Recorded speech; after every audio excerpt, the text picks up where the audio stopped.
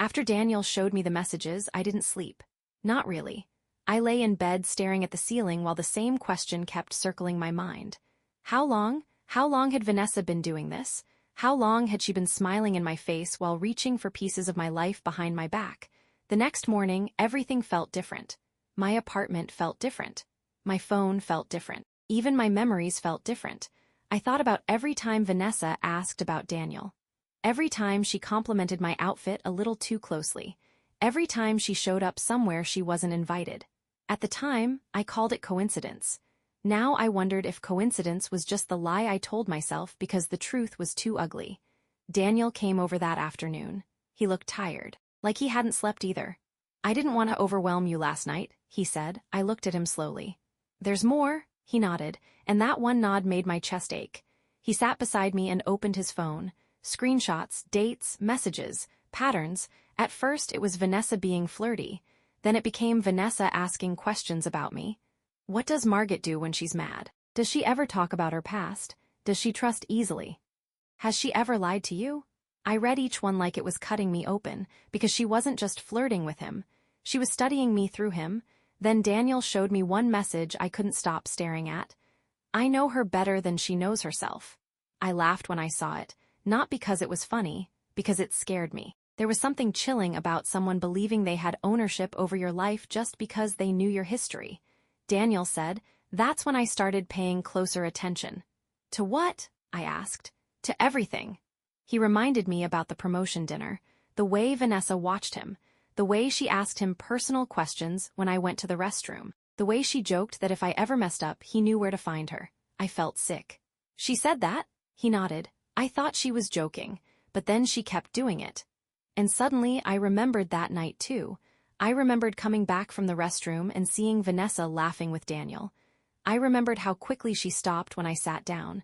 I remembered asking what was funny. And Vanessa saying, "Nothing, we were just talking."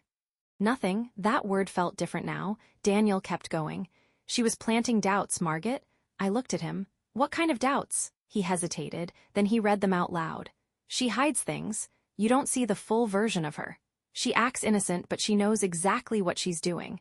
You'll understand eventually." My eyes burned, not because I believed Vanessa, because a part of me wondered how many people she had said those things to. Was it just Daniel, or had she been doing this everywhere? At work, with mutual friends, with people I trusted?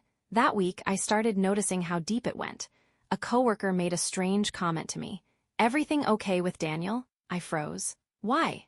She shrugged. "Vanessa made it sound like you two were going through something." I hadn't told Vanessa anything like that, because Daniel and I weren't going through anything. Vanessa had invented tension and planted it like a seed. Then another friend texted me. "Are you and Vanessa okay? She said you've been acting different since your promotion." My hands shook as I read it. She was rewriting me. Quietly, carefully, making herself look concerned while making me look unstable. That was the part that hurt most. She wasn't just trying to steal Daniel, she was trying to change how people saw me. And the scariest part, she was good at it, because Vanessa didn't attack loudly. She whispered. She suggested. She planted one small doubt at a time. That night, I went through old photos. Me and Vanessa at graduation. Me and Vanessa at birthdays. Me and Vanessa crying in my car after my first heartbreak. In every picture, she was smiling beside me. And for the first time, I wondered, was she happy for me in any of those moments? Or was she always comparing? A few days later, I saw her wearing my perfume. The exact one. I noticed because it was the same scent Daniel bought me for my birthday. When I asked her about it, she smiled. "Oh, I forgot you had this one too." Forgot. That word sat in my stomach. Then I noticed her nails. Same color as mine, then her purse. Same style as mine. Then her Instagram captions started sounding like mine. It was like watching a distorted reflection of myself walking around. And still, when I thought about confronting her, I froze. Because confronting Vanessa meant admitting the friendship might be over. And some part of me was still grieving the version of her I thought I knew. Daniel wanted to help. "We need to talk to her," he said, but I shook my head. "Not yet. Margaret, I need to know how far this goes." That was the moment I stopped being just hurt. I started paying attention.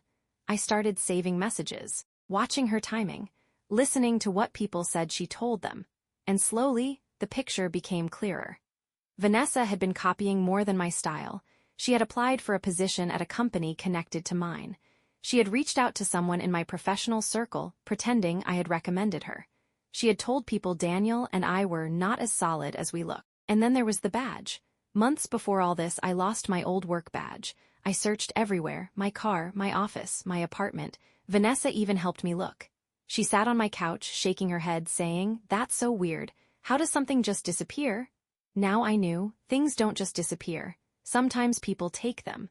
That night, I was alone in my apartment. Daniel had offered to stay, but I told him I needed to think. That was a mistake. Around 10:30, there was a knock at the door. 3 soft knocks, not loud, not rushed. Too calm, I looked through the peephole, and my stomach dropped. Vanessa. She stood there smiling, like nothing had happened, like she hadn't been caught, like she still had some kind of power over me. I opened the door just enough to see her face. "What are you doing here?" She tilted her head. "I thought we should talk." Then she lifted her hand, and in it was something I hadn't seen in months, my old work badge. My throat closed. "Where did you get that?" She smiled. "You really thought I wouldn't notice you figuring me out?" And in that moment, I realized something terrifying. I wasn't exposing Vanessa. Vanessa had been waiting for me to catch up. So now, I need to know, do you think Vanessa is just jealous, or is something way more calculated than that? Would you confront her right there, or would you stay quiet and gather more proof? Comment what you would do if this was your best friend. Follow for part 3 because everything is about to collapse. And share this with someone who would never see this coming. If someone that close turned out to be fake, would you ever trust your judgment again? Or would you question everyone after that? Have you ever lost a friend and later realized they were never really your friend at all? Comment your answer. I read every single one. Follow for more stories like this because not every friendship is what it seems. And share this with someone who needs to hear the truth about fake friends.